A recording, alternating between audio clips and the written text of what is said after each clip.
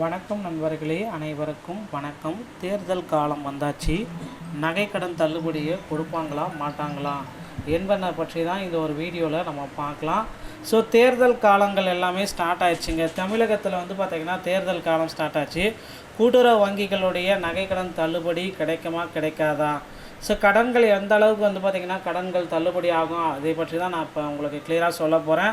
So கூட்டுறவு வங்கிகளில் 5 சவரன் வர்த்திக்கும் வைத்திருக்கக்கூடிய நகை கடன்களை முழுவதுமாக தற்சமயம் தள்ளுபடி செய்ய இருக்காங்க.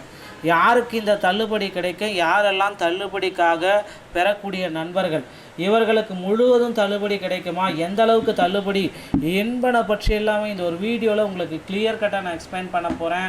ஸோ நீங்கள் நம்முடைய சேனலை முதல் முறையாக பார்க்குறீங்க அப்படின்னா மறக்காமல் ஒரு சப்ஸ்கிரைப் அண்ட் பெல்லை கிளிக் பண்ணி வச்சுக்கோங்க. வாங்க இந்த ஒரு வீடியோக்குள்ளே போகலாம்.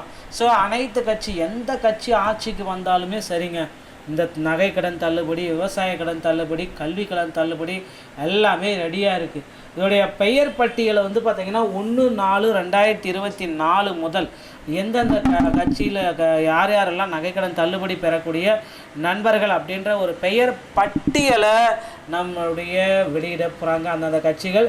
ஸோ திமுகவுடைய தேர்தல் அறிக்கையில் பார்த்திங்கன்னா மிகப்பெரிய அளவில் நகைக்கடன் தள்ளுபடி, ஏன்னா சென்ற டைம் அவங்க தள்ளுபடி செஞ்சாங்க.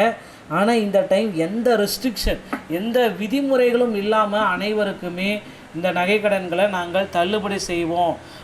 அதிகப்படியான விதிமுறைகள், ஏன்னா 4 சக்கரம் வச்சுருக்கக்கூடாது, ஒரு ஃபேமிலிக்கு ஒரு ஆள், இப்படி எல்லாமே ரூல்ஸ் அண்ட் ரெகுலேஷன் எல்லாமே போட்டிருக்காங்க. இந்த ரூல்ஸ் அண்ட் ரெகுலேஷன் இல்லாமல் கூட்டுறவு நகைக்கடன்களை ரத்து செய்ய போகிறாங்க. அதுவும் பார்த்திங்கன்னா 5 சவரன்லேருந்து 10 சவரன் வர்த்திக்கும் இப்போ மாற்றங்கள் எல்லாமே கொண்டு வந்திருக்காங்க. ஸோ ஒரு 10 சவரன் வரைக்கும் நம்ம தள்ளுபடி கொண்டு போகலாம் அப்படின்ற மாதிரி இருக்குது. தமிழக சட்டமன்ற தேர்தல் நெருங்குகிறது. இந்த நிலையில் அரசியல் கட்சிகள் வெளியிடும் இந்த தேர்தல் அறிக்கையில் விவசாய கடன் மற்றும் நகைக்கடன் தள்ளுபடி குறித்த ஒரு மிகப்பெரிய அறிவிப்பு வெளியாக காத்துக்கிட்டு இருக்குங்க. ஸோ இந்த தமிழக தேர்தல், சட்டமன்ற தேர்தல் தாங்க இந்த நகைக்கடன் தள்ளுபடி அனைத்திற்குமே ஒரு ஆணி வேறுன்னு கூட சொல்லலாம். ஸோ குறிப்பாக கூட்டுறவு வங்கிகள் மற்றும் விவசாயிகள், சாமானிய மக்கள் வைத்துள்ள நகைக்கடன்கள் தள்ளுபடி செய்யப்படுமா என்ற எதிர்பார்ப்பு எழுந்துள்ளது. ஸோ அடிக்கடி பார்த்திங்கன்னா நாளுக்கு நாள் இந்த எதிர்பார்ப்பு மக்கள் மத்தியில் அதிக அளவில் எழுந்திருக்கு. பொதுவாக தள்ளுபடியை அறிவிப்பை அரசு வெளியிடும் பொழுது முதலில் அதற்கான தகுதி வரம்புகளையே வெளியிடுவாங்க.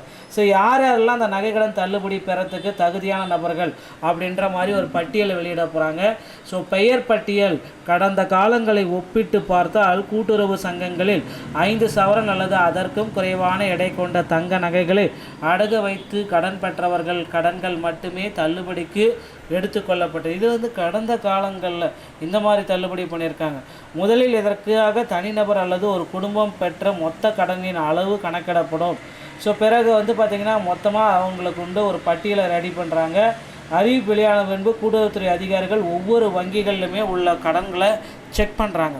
ஸோ அவங்களுடைய வங்கி வேறு எதனா வங்கியில் இருக்கா இல்லையான்றது செக் பண்ணிவிட்டு அவங்களுக்கு வேறு எந்த வங்கியிலையும் கடன் இல்லை அப்படின்ற பட்சத்தில் உங்களுடைய கடனை தள்ளுபடி பண்ணுறாங்க.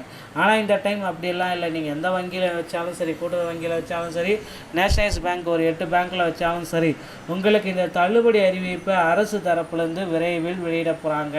இதற்காக இப்போந்தே உங்களை தயார்படுத்தி கொள்ளுங்கள். ஸோ தேர்தல் அறிக்கை, அதிமுகவுடைய தேர்தல் அறிக்கையாக இருந்தாலும் சரி, திமுகவுடைய தேர்தல் அறிக்கையாக இருந்தாலும் சரி, டிவிகேவுடைய தேர்தல் அறிக்கையாக இருந்தாலும் சரி, எல்லாத்துலேயுமே பார்த்திங்கன்னா நகை கடன் தள்ளுபடி, விவசாய கடன் தள்ளுபடி, கல்வி கடன் தள்ளுபடி, ஸோ இந்த 3மே ரொம்ப ரொம்ப பெரும் பங்காற்றுதுங்க. மக்கள் மத்தியில் ரொம்ப பேசக்கூடிய பொருளாக மாறிடுச்சு. அதனால் தள்ளுபடி கிடைக்கும். நீங்கள் இப்போ உங்கள் பேங்க்கில், உங்கள் அருகாமையில் இருக்கிற கூட்டுறவு வங்கிகளை நகை கடன்களை பெற்று வைத்துக் கொள்ளுங்கள். 5 சவரனுக்கு உட்பட்டே பெற்று வைத்துக் கொள்ளுங்கள். ஓகேங்களா? சில டைம் பார்த்திங்கன்னா தேர்தல் அறிக்கையில் 10 சவரன் வரைக்கும் போகிறதுக்கு நிறைய வாய்ப்புகள் இருக்குங்க. இந்த மாதிரி தகவலை நீங்கள் உடனுக்குடன் தெரிஞ்சுக்க நீங்கள் நம்முடைய சேனலோட இணைந்தீர்கள். மீண்டும் ஒரு நல்ல தகவலை நான் உங்களை சந்திக்கிறேன். வணக்கம். தேங்க்யூ.